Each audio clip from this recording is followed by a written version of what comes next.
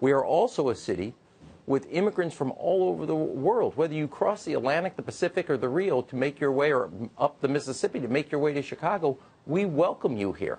That is the culture of this city, not just historically, it's the culture of major cities throughout the United States, big, medium, and small.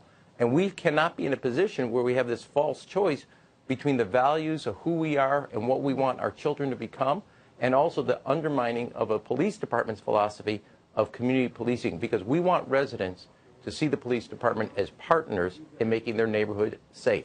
If you have one part of your city, it'll be at Pilsen, Little Village, Back of the Yards, Belmont Cragen, that are predominantly Hispanic, just to name that one community, that fear the police department, it actually undermines the very philosophy and also the public safety we're seeking. So I think it's a false choice, and I've said before, we will never be coerced on our values. If you believe tomorrow can be better for your children, that means you believe in the American dream.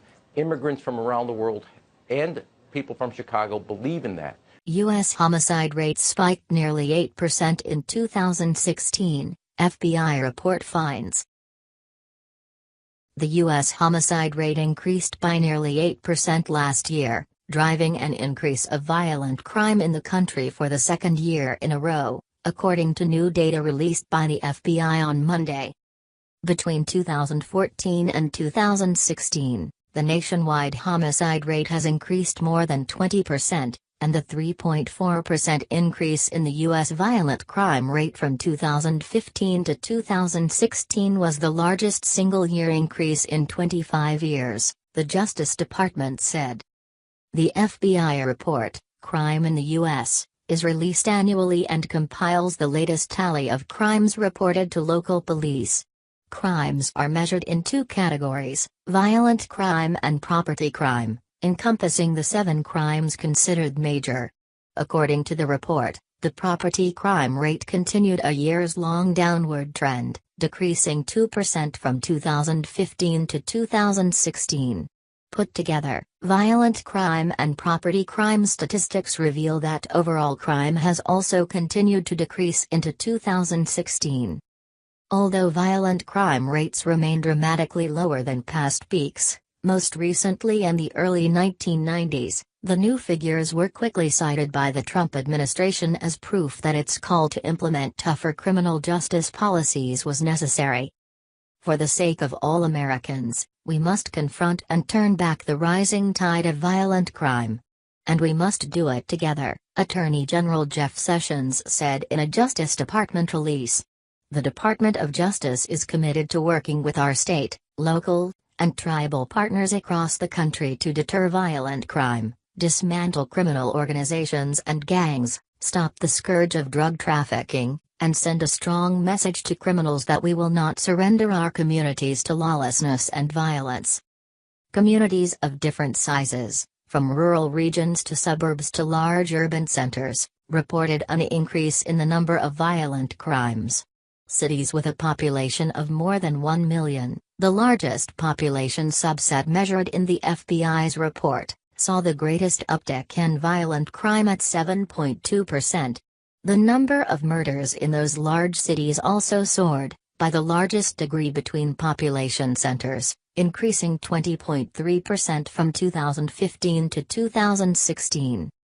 Beyond a narrative told by national statistics, violent crime continues to be concentrated in a handful of large cities, and experts caution that local nuance is critical to understanding the overall increase. Chicago alone accounted for about 1/5 of the national increase in murders, according to Adam Gelb, director of the Public Safety Performance Project at the Pew Charitable Trusts.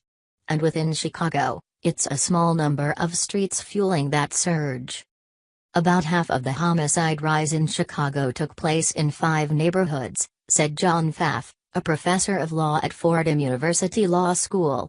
5 neighborhoods in Chicago explain 10% of the national increase in homicide rates.